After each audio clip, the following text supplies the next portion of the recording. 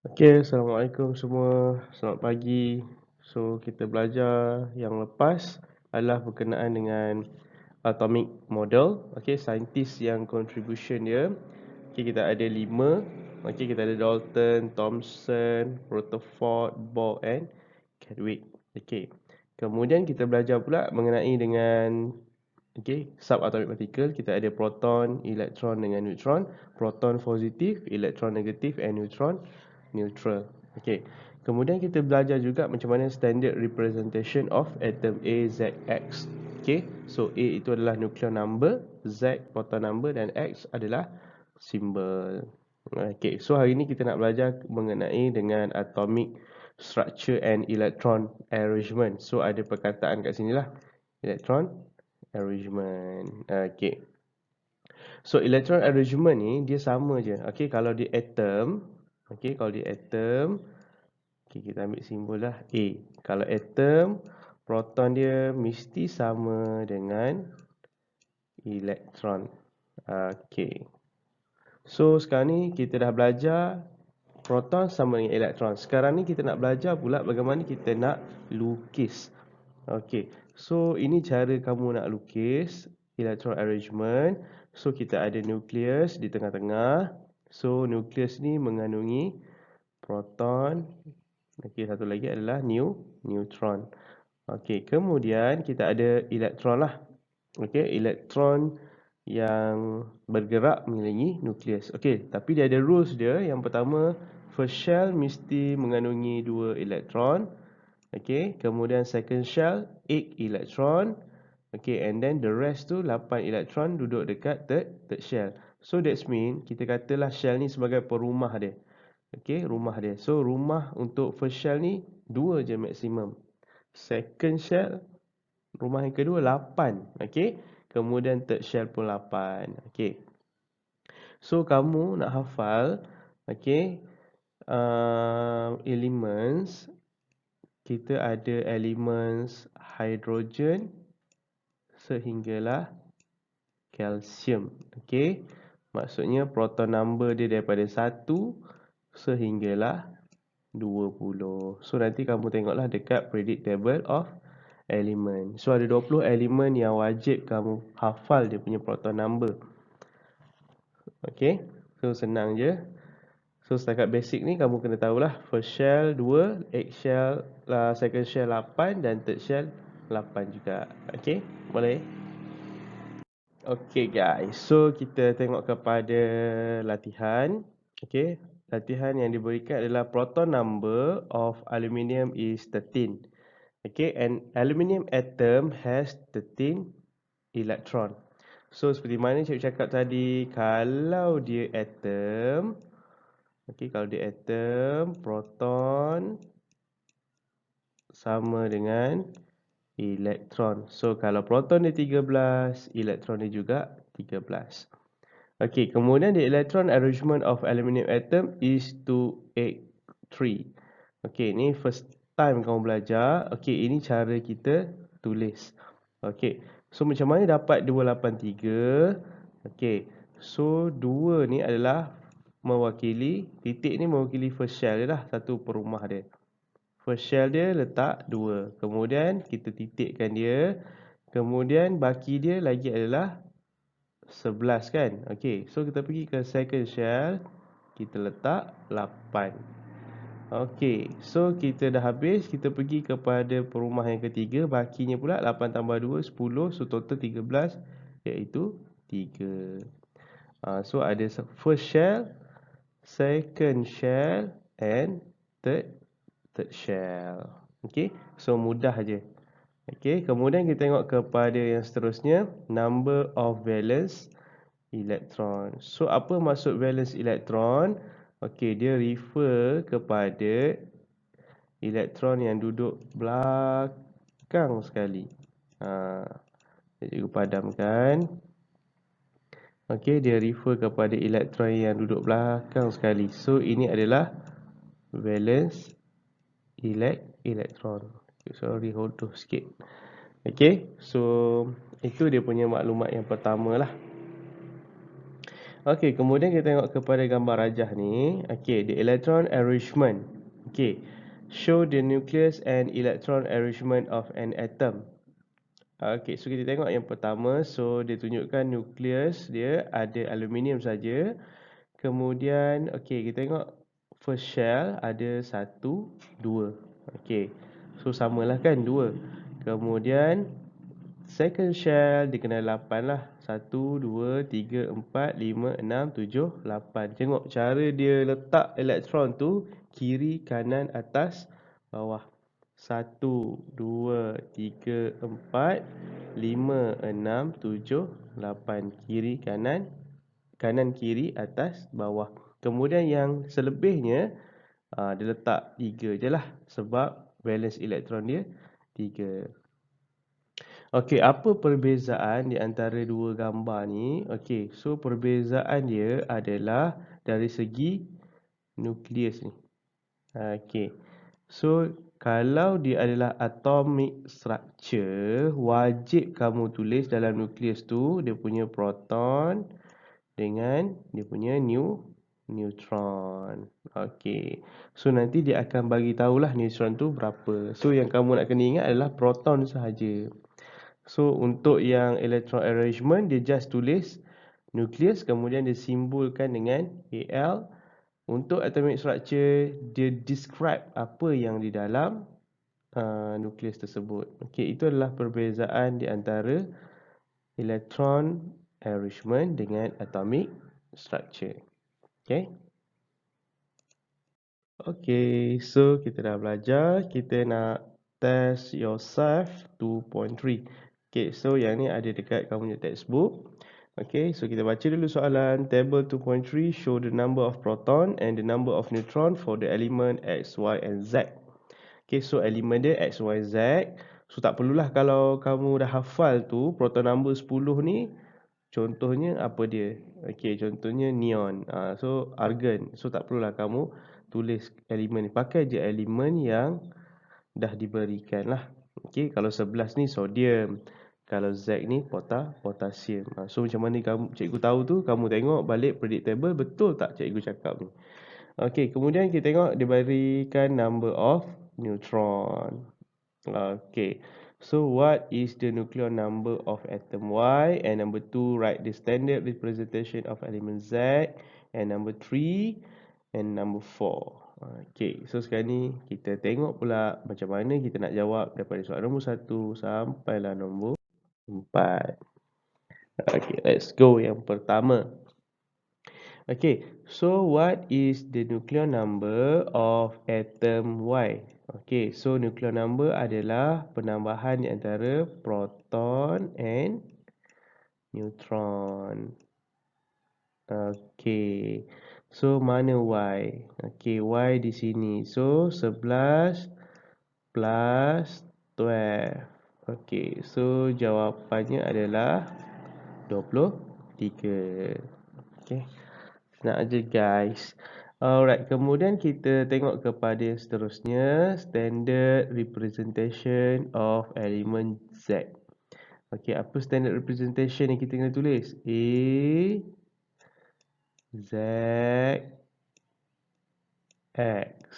Okay. A adalah merujuk kepada nucleon number kan. Z merujuk kepada proton number dan X ini adalah dia punya elemen. Okey, so tengok Z. Okey, ni Z. Okey, so kita cari dulu A. A dia berapa? So 19 dicampurkan dengan 20. So dia punya A dia adalah 39. Okey. Kemudian untuk Z, Z adalah proton number. So dah ada kat sini proton number dia 19. So just tulis je lah 19. Okey. Kemudian X adalah simbol. So simbol yang kita nak adalah elemen Z. Tak ada simbol yang lain. So Z lah. Okey. So senang je kan. So jawapannya so betul lah apa yang kita belajar tadi. Alright. Okey, kemudian kita tengok kepada nombor 3. Nombor 3 ni dia taklah susah, tapi dia memerlukan pemahaman kita yang betul-betul kamu kena faham. Okey, so nombor 3 dia kata atom Y donates 1 electron to form ion Y plus. Okey, first of all kita kena tahu atom Y. Kalau Y proton dia, kalau dia atom ya, proton dia mesti sama dengan elektron. Itu konsep yang kita kena tahu. Kalau ion, okey, kita tengok pula. Kalau dia ion, Y positif. Apa maksud Y positif? Maksudnya dia positive charge. So proton dia mesti lebih daripada elektron. Alright, so that's why dia cakap atom Y ni daripada nilai dia tadi kita tahu proton number dia berapa. Okey, proton number untuk Y atom ni kita tengok kepada Y 11. So elektron dia pun adalah 11. Tapi apa yang berlaku bila dia menjadi atom Y plus? Okey. So proton dia mesti lebih daripada elektron. So asalnya, okey, cikgu nak ambil warna apa warna purple lah. Okey, kita ada 11. Kemudian dia buang 1. So kalau dia buang 1 tinggal 10. So itu perbezaan di antara Y atom dengan ion Y. So dia jadilah sebab dia lebih 1, so dia jadi Y positif. Okey, so kita tengok kepada soalan. State the number of proton and neutron of an electron for ion Y plus. Okey, dia tanya dekat sini, dia tak tanya tentang atom Y tapi dia tanya tentang ion. Okey, so kita buat satu-satu dulu. Proton tidak berubah iaitu 11. Okey, kemudian elektron dia kata tadi sepatutnya tak sama kan. So kalau dia ion, proton mesti melebihi elektron. So dia punya elektron dia tadi dah buang 1, so tinggal 10. Okey. Kemudian kita ada neutron. So neutron dah adalah dekat dia punya apa? Table ni 20. So apa simbol untuk neutron? N sama dengan 20. So tulis mengikut maklumat yang dia mahulah. Okay, so tengok jawapan dia. Ya, yeah, betul. Number of proton 11, number of neutron 12 and number of electron 10. Okay, simple je. Okay, kemudian kita tengok kepada soalan nombor yang seterusnya. Okay, soalan yang seterusnya dia kata apa ni? Nombor 4, write the electron arrangement of atom X. Okay, so sekarang ni atom X dia bagi number of proton. Tapi dia suruh lukis electron arrangement. Okay, ingat balik kalau atom X, proton sama dengan elektron. So proton dia mesti sama dengan elektron. Kita buat cantik sikit. Okay, so kalau proton dia 10, elektron dia pun 10. Okay, so kita buatlah. Okay, first shell dia mesti 2. Okay, so bakinya kita letak ke second shell. Okay, second shell maksimum dia nak, sorry tulisan buruk lah. Okay, so dia punya second shell dia mestilah 8. So 2 tambah 8 10. So dapatlah dia punya electron arrangement. Okay, tada. Alright, kemudian B. Okay, B dengan C ni ada perkaitan. B dia suruh lukis electron arrangement, manakala untuk C dia suruh kamu lukis atomic structure. Okay, so kita tengoklah macam mana lukisan dia. Okay, ni lukisan dia. Kalau electron arrangement, nukleus dia just tulis, kita tulis simbol lah X. Kemudian 28. So 1, 2, second shell dia lah 8. Ingat kanan, kiri, atas, bawah. Okey. So seterusnya kita tengok C pula. C dia nak atomic structure, bezanya elektron dia sama je, gambar dia rajah sama, cuma yang membezakan dia adalah nukleus. Nukleus dia tulislah proton tu berapa, N dia berapa. So lepas ni jangan kamu terkeliru lah kalau dia suruh kamu draw electron arrangement, draw atomic structure. Kena bezakan di antara electron arrangement dengan atomic structure. Perbezaan dia mudah je dekat nukleus. Kalau electron arrangement dia just tulis simbol X. Tapi untuk atomic structure dia describe proton tu ada 10 dan neutron pun ada 10 mengikut table yang dah diberikan. Okay, so harap dengan latihan yang kita buat secara ringkas ni kamu boleh faham lah. Penting untuk tajuk ni kamu betul-betul faham macam mana kita nak draw atomic structure dengan draw electron arrangement. Kemudian rules tadi tu. Okay. Okay guys, so kita dah habis untuk atomic structure dengan electron arrangement. Kita pergi kepada yang terbaru, okay, iaitu isotope dan its use. Okay, so isotope tu apa dia? Okay, isotope tu adalah cokotop. Bukan itu makanan McD, sedap aiskrim tu. So hari ni kita belajar tentang isotope. Apa yang kita nak belajar tentang isotope? Okay, so kita ada 3 perkara. So deduce the meaning of isotope. Okay, apa maksud isotope tu? Okay, baru belajar je ni. Calculate the relative atomic mass of isotope and justify the usage of isotope in various field. Okay, so ada 3 je lah. Okay, apa maksud dia? Kemudian ada calculation sedikit. Kemudian apa kegunaan isotope ni? Okay, so sekarang ni kita nak belajar tentang the meaning of isotopes. Okay, so isotope are atoms of the elements with the same number of proton but different number of neutron. Okay, so dekat sini kita ada 3 contoh. Okay, 3 contoh isotop lah. Kita ada isotop yang pertama yang di biru ni, kemudian kita ada peach color, kemudian kita ada purple color. Okay, so sekarang ni kita baca daripada definition dan kita translate dalam bentuk gambar. So sekarang ni kalau orang kata kan, kalau tak faham ayat tu, tolong lukis boleh tak? Ni lah lukisan dia. Alright, okay, so atom of the same element. Okay, kita ada elemen yang sama, hydrogen. Hydrogen juga. So hydrogen, okay. So habis kat situ. With the same number of proton. Okay, kita tengok pula kepada number of proton dia. So kat sini dia pakai untuk yang warna biru ni 1, peach pun 1 dan purple pun 1. So same lah number of proton but different number of neutron.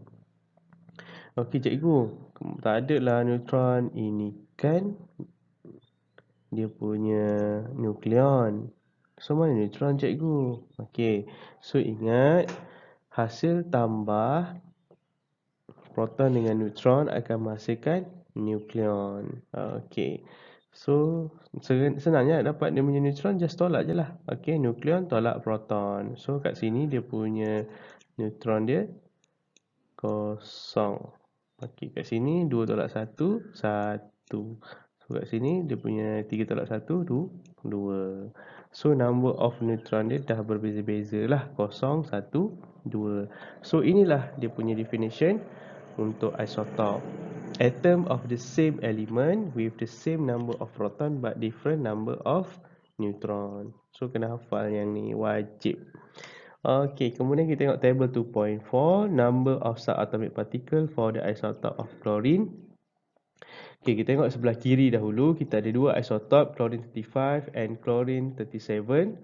Okay, so apa maksud 35? Apa maksud 37? Okay, so kita tengok kepada atomic standard representation. Okay, 35 ni bermawa maksud kepada nucleon number. So cara tulis dia macam ni ya, isotop. So 35 ni adalah number of nucleon number. 17 mana dapat cikgu? Okey, yang tu memang kamu kena hafal, wajib 1 sampai 20.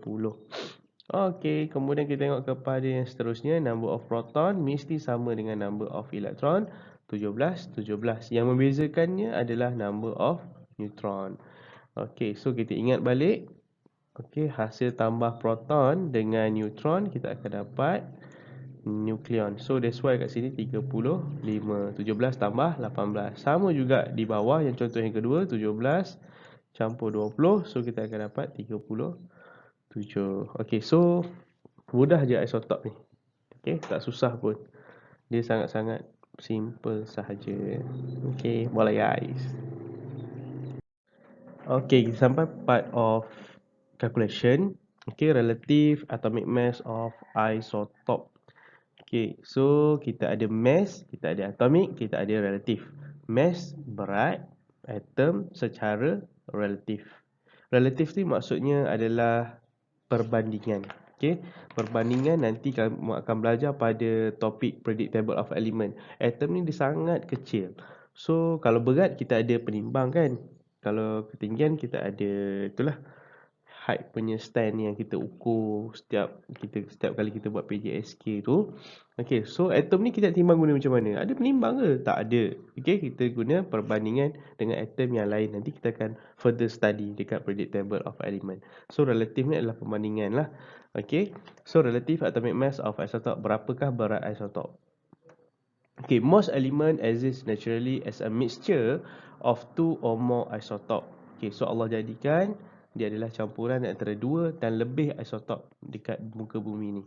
Relative atomic mass of these elements depends on the natural abundance of isotope in a sample. Abundance. Okay, berapa dia punya pengumpulan ni lah. Okay, nilai isotop di dalam satu sampel.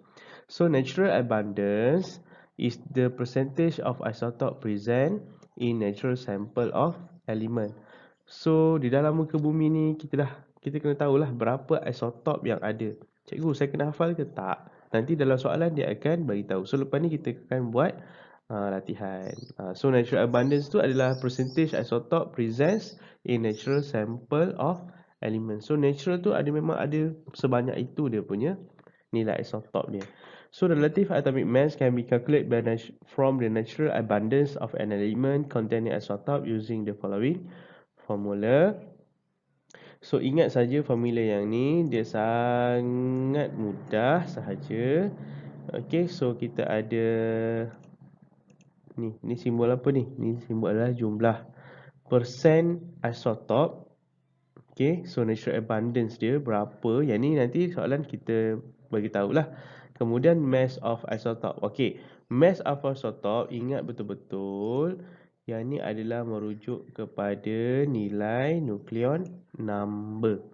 So nucleon number kita kenali juga sebagai atomic mass, okay, ataupun mass number.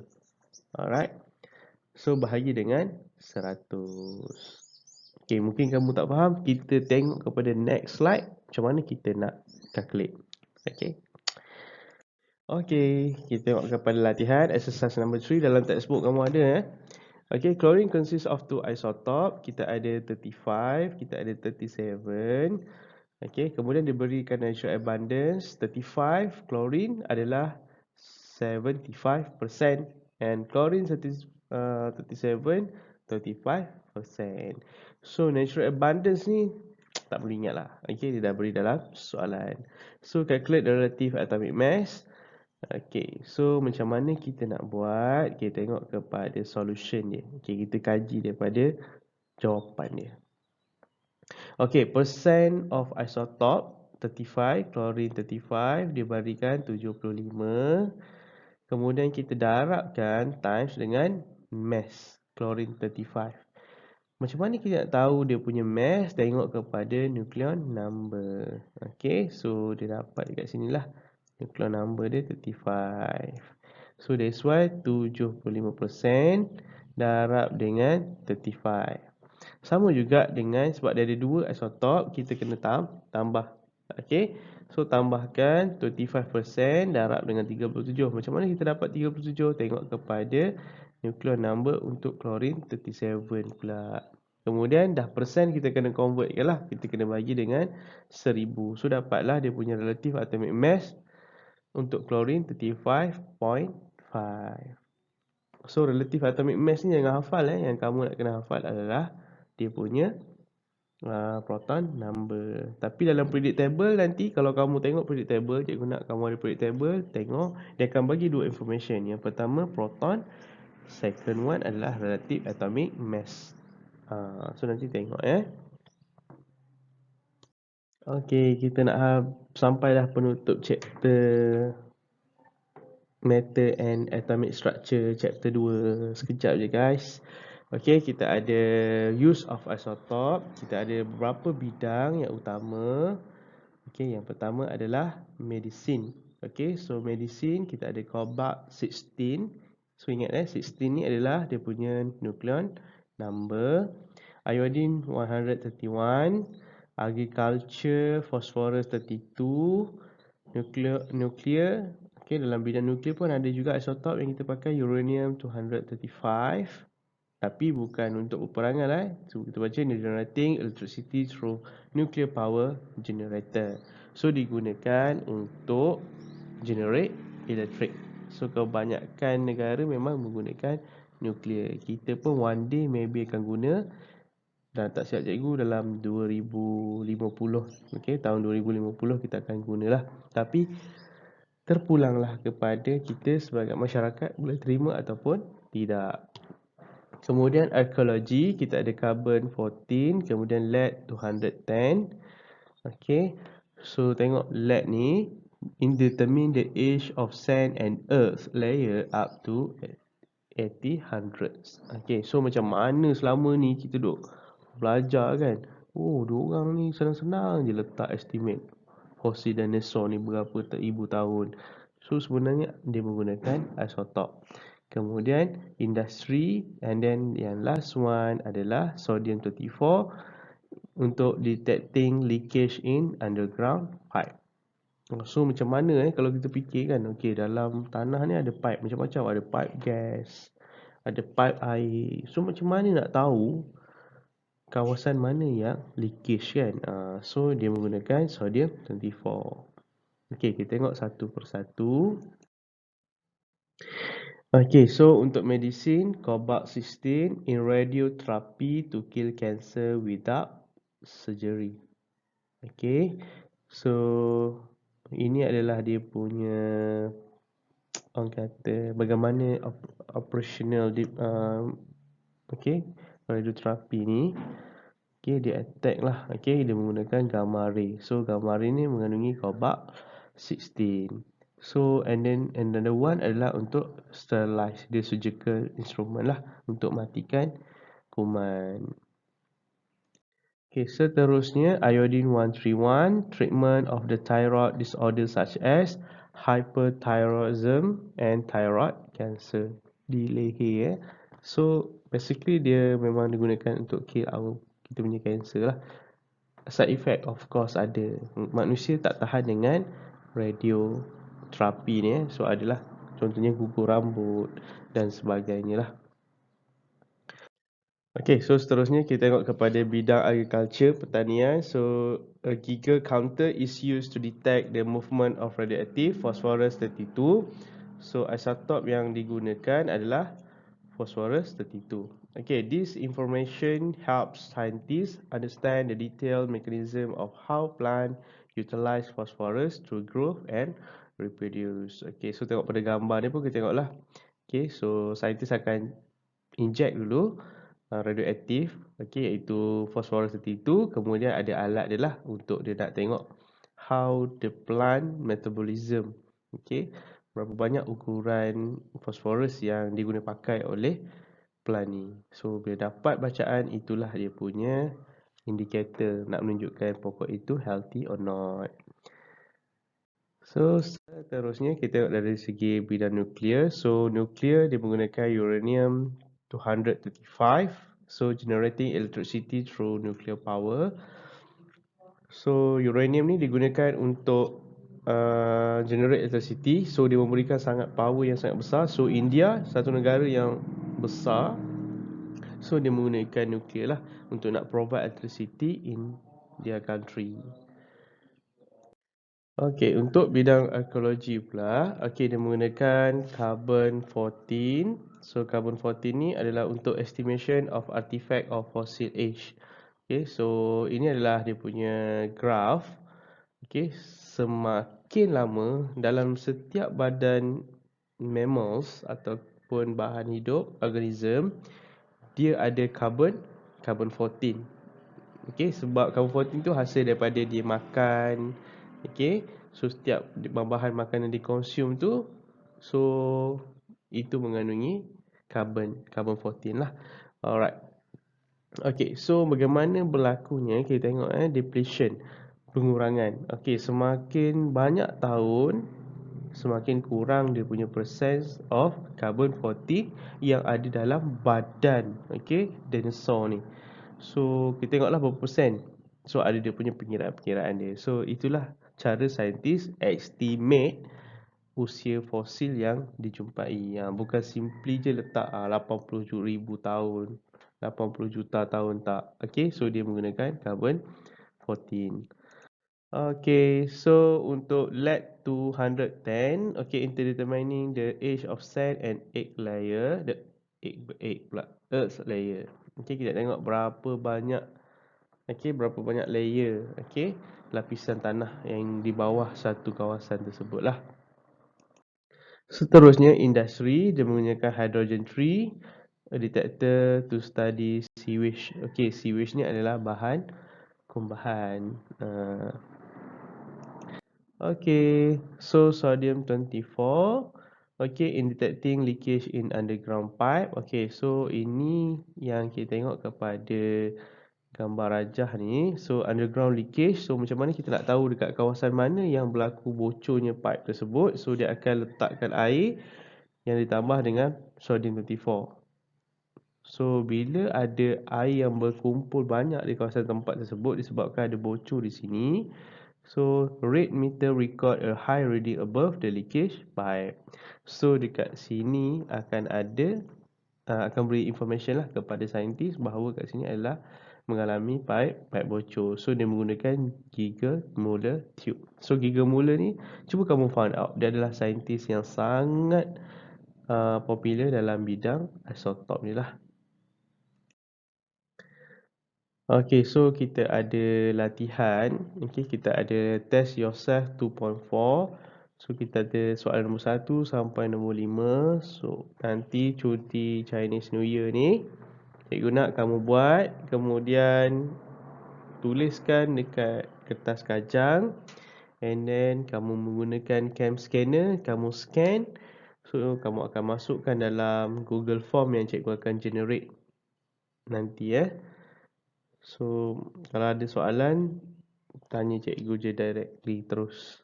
Tak perlu kamu nak tunggu sampai waktu kita discuss. Okay, so akhir sekali, thank you guys.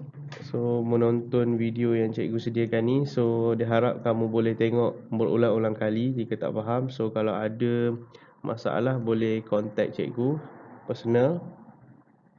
Kemudian lepas ni kita akan masuk chapter 3, chapter yang lebih berat sebab dia involve of calculation. Pada bahasa yang sama kita kena faham. Okay, for this chapter kita ingat balik kita apa yang kita belajar. Kita belajar tentang matter dulu. Okay, matter, boiling point, melting point. Kemudian kita belajar heating, cooling curve. Alright, kemudian kita dah belajar tentang scientist, contribution to atomic model. Kita belajar subatomic particle. Kemudian kita belajar atomic structure and electron arrangement. Kemudian kita belajar tentang isotop. So isotop kita kena tahulah apa maksud isotop. Kemudian ada relative atomic mass, and last one the usage.